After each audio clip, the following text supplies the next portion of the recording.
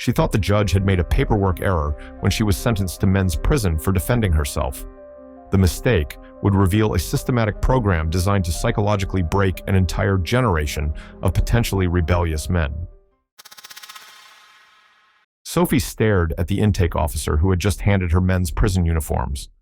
"There's been some kind of mistake. I'm supposed to be at Valley Women's Correctional." Officer Martinez, a stern woman in her 40s, checked her tablet without looking up. "Sophie Hawk, case number 58,472, sentenced to 60 days at Red Vale Men's Correctional for aggravated assault. No mistake here." "But I'm not a man." The sentencing algorithm assigns facilities based on multiple factors: security level, bed availability, program requirements. You'll be housed in protective custody for your safety.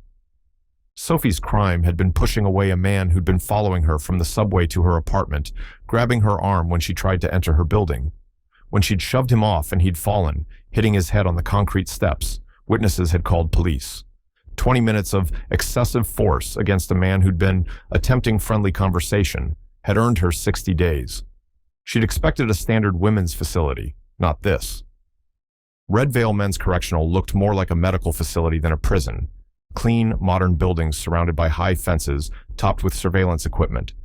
The intake process was thorough, but respectful, with staff who seemed genuinely concerned about her adjustment and safety. "Don't worry," said her escort, a guard named Johnson, who looked more like a counselor. "Everyone's confused their first day. You'll settle in fine." Sophie was assigned to a single cell in what they called the Protected Population Wing. The cell was spacious, clean, with actual furniture instead of bolted metal fixtures, a real bed with pillows, a desk and chair, even a small television. "Dinner's at 6, Johnson explained. "You'll eat separately from general population for safety reasons. Most of the men here are very understanding about special circumstances." As they walked through the facility, Sophie noticed how different it felt from what she'd expected prison to be. The atmosphere was calm, almost therapeutic. Men moved quietly through common areas, attending what looked like counseling sessions and educational programs. Most seemed subdued, almost docile. "Special circumstances?" she asked. "We occasionally get women here when the system determines that our programs might be more beneficial than traditional incarceration. Our rehabilitation methods are quite advanced." That evening, Sophie ate in a small dining room with a view of the main cafeteria through reinforced glass. She could see hundreds of men eating in complete silence, their movements synchronized and mechanical. No conversations, no conflicts, just quiet consumption of food. "They're very well behaved," Johnson observed, noticing her stare. "Our behavioral modification programs are extremely effective." The phrase behavioral modification sent a chill through Sophie. This wasn't just prison, it was some kind of treatment facility. Over the next few days, Sophie settled into a routine that felt more like hospital stay than incarceration. Morning counseling sessions where a therapist named Dr. Williams asked detailed questions about her relationship with authority and her aggressive responses to male interaction. Afternoon classes on constructive communication and anger management. Evening group discussions about managing emotions and accepting guidance. But it was the other residents, the actual male prisoners, who troubled her most. Sophie's cell faced a common area where men gathered for recreational time. She'd watch them through her small window, noting their strange uniformity. They moved with identical postures, spoke in similar measured tones, and showed no signs of the aggression or dominance she'd expected from incarcerated men. During her second week, Sophie was allowed to attend a group therapy session with male prisoners. The experience was deeply unsettling. "Welcome, Sophie," Dr. Williams said as she entered a circle of 12 men sitting in plastic chairs. "These gentlemen are part of our advanced rehabilitation program. They've volunteered to include you in their session." The men turned toward her with identical pleasant expressions. No leering, no aggressive posturing, no signs of sexual interest or territorial behavior. They looked at her the way hospital patients might look at a new roommate, with mild, medicated curiosity. "Hello, Sophie," they said in unison, their voices carrying the same flat, controlled tone. "Today we're discussing healthy responses to frustration," Dr. Williams continued. "Marcus, would you like to share how you've learned to manage your anger?" Marcus was a large man who looked like he'd once been intimidating. Now he spoke with the careful precision of someone reciting learned responses. I've learned that anger is counterproductive. When I feel frustrated, I practice breathing exercises and remind myself that authority figures have my best interests in mind. Compliance leads to personal peace. The other men nodded approvingly. Sophie felt sick. Robert, how about you? I used to believe that challenging unfair rules was important. Now I understand that my judgments were clouded by toxic masculinity. Accepting guidance from qualified professionals has improved my mental health significantly. Sophie looked around the circle at men who had been systematically drained of any spark of defiance or independence. Whatever they'd been before arriving here, they were now hollow versions of themselves. Sophie, would you like to share your thoughts about anger management? I think some anger is justified, she said carefully. When someone violates your boundaries or threatens your safety, defending yourself is natural. The men's expressions didn't change, but Dr. Williams made extensive notes on her tablet. That's an interesting perspective, Sophie. How do you think the men here would respond to that philosophy? Marcus spoke first. Sophie's views reflect pre-treatment thinking patterns. With proper guidance, she'll learn healthier responses to conflict situations. Robert? Defensive behaviors often escalate dangerous situations. Sophie would benefit from learning de-escalation techniques and authority acceptance protocols. They were talking about her like she wasn't there, using language that sounded therapeutic but felt deeply wrong. After the session, Doctor, Williams approached Sophie privately. How did you find the group discussion? The men seem very compliant. That's the goal of our program. We've developed highly effective methods for eliminating aggressive and antisocial behaviors in male populations. What kind of methods? Comprehensive behavioral modification, medication management, cognitive restructuring, social conditioning. We're quite proud of our success rates. Sophie spent the next few days observing more carefully. During meals, she noticed that all the men took identical medications dispensed by nursing staff. During recreational time, they engaged in approved activities with no signs of competition or conflict. During work assignments, they performed tasks with robotic precision. This wasn't rehabilitation. It was systematic elimination of masculine identity. On day 15, Sophie made a disturbing discovery. While helping with filing in the administrative office, she found her own case documents mixed in with male prisoner files. The sentencing recommendation wasn't from a judge. It was generated by an algorithm called the Social Dynamics Research Protocol. According to her file, her assault incident had triggered a comprehensive review of her authority resistance profile. But instead of recommending treatment for her, the system had flagged her for inclusion in what was described as a control observation study. Her presence at the men's facility wasn't about punishment or rehabilitation. She was there as a witness. The document described her role as female observer in masculine conditioning environment, designed to assess psychological impact of systematic male behavioral modification on female subjects. Sophie was being used to study how women react when they witness the complete psychological castration of men. Day 20 brought the revelation that changed everything. Sophie was called to an individual session with Dr. Williams, but this time the conversation was different. Sophie, you've been observing our program for nearly 3 weeks. What are your impressions of the behavioral changes you've witnessed? The men seem broken, like their personalities have been erased. That's very perceptive. Our program is designed to eliminate what researchers call toxic masculine traits: aggression, dominance, resistance to authority, competitive behavior. We're creating a generation of compliant, cooperative male citizens. That's not rehabilitation. That's psychological destruction. Dr. Williams made notes on her tablet. Interesting. Most female observers express approval of the changes. You seem to have an unusual response to witnessing male behavioral modification. Most female observers? Oh yes, you're not our first. We've processed dozens of women through observation protocols. Your reactions are being compared to previous subjects to understand how female psychology responds to systematic male conditioning. Sophie felt the room spinning. How many men have you processed through this program? Approximately 4,000 over the past 18 months. We've successfully eliminated aggressive behaviors in 94% of subjects.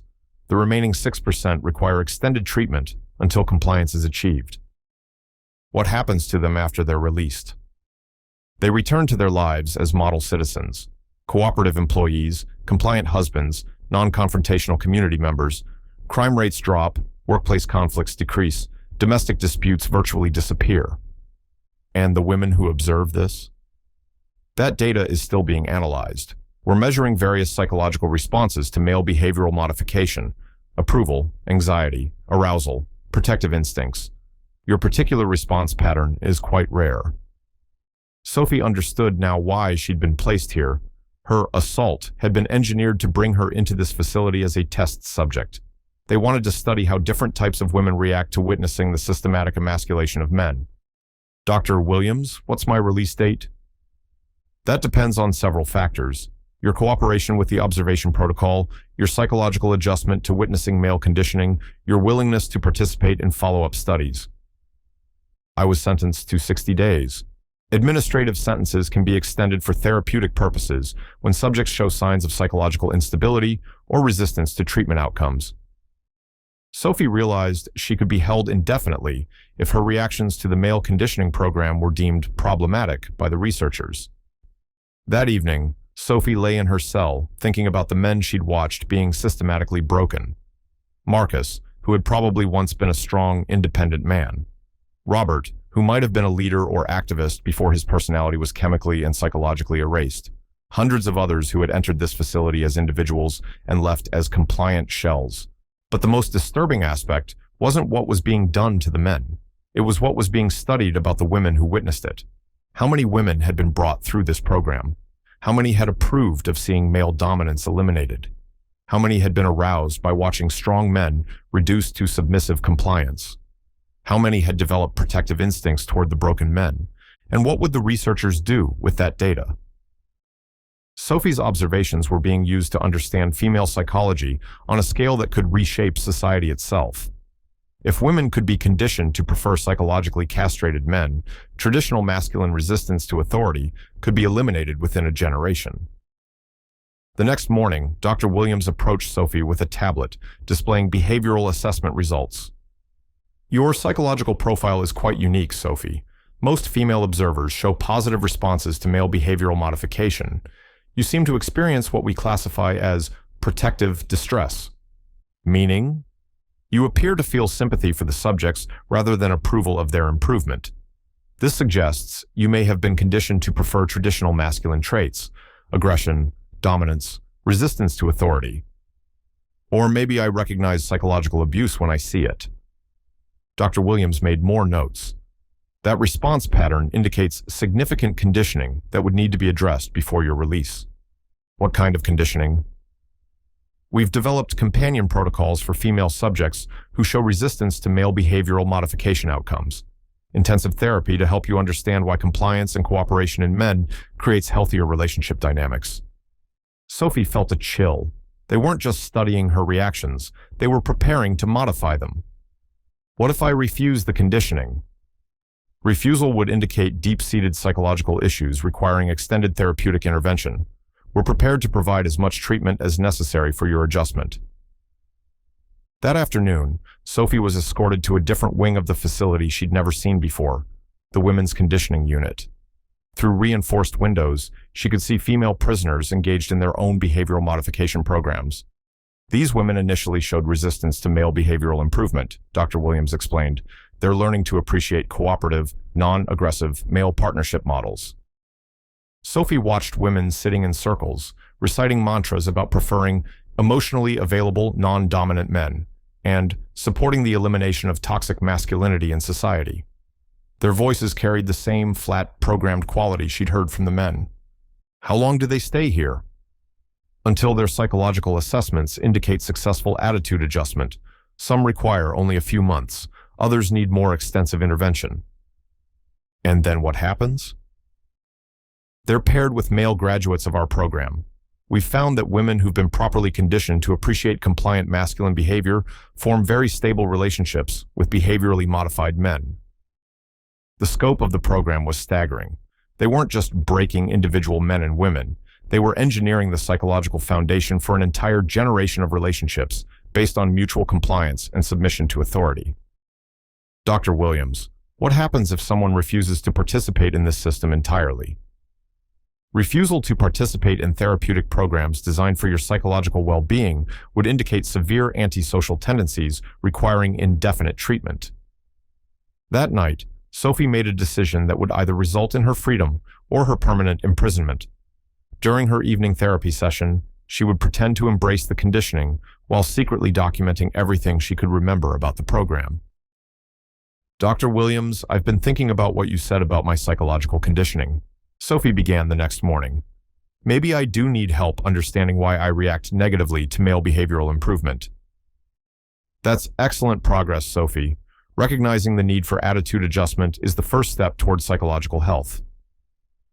I'd like to participate in the female conditioning program.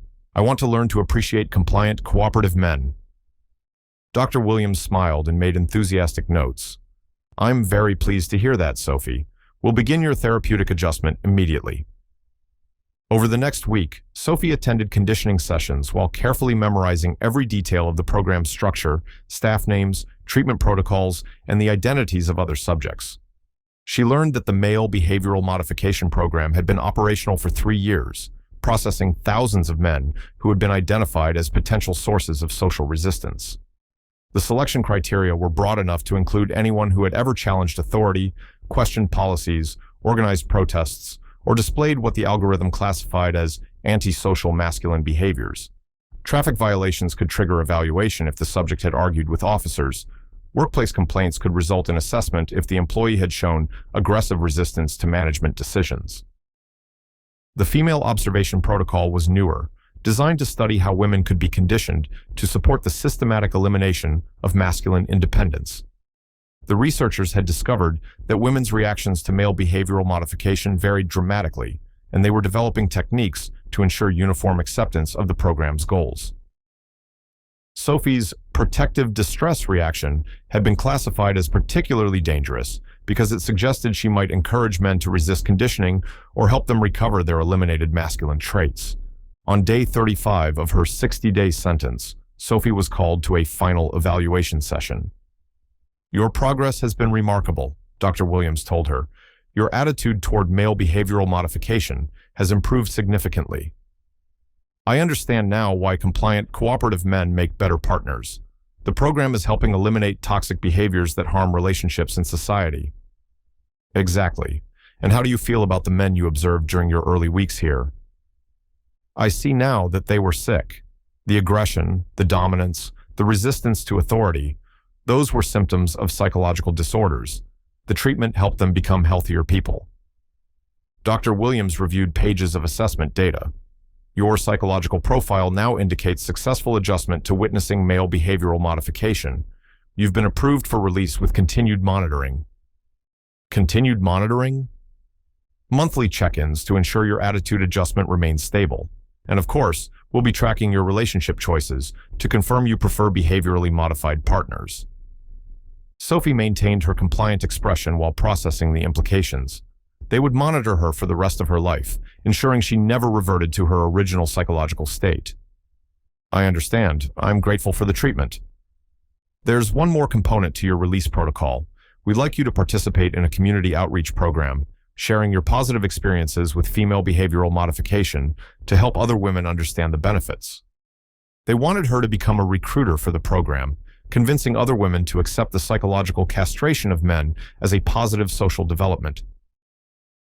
I'd be honored to help other women understand the program.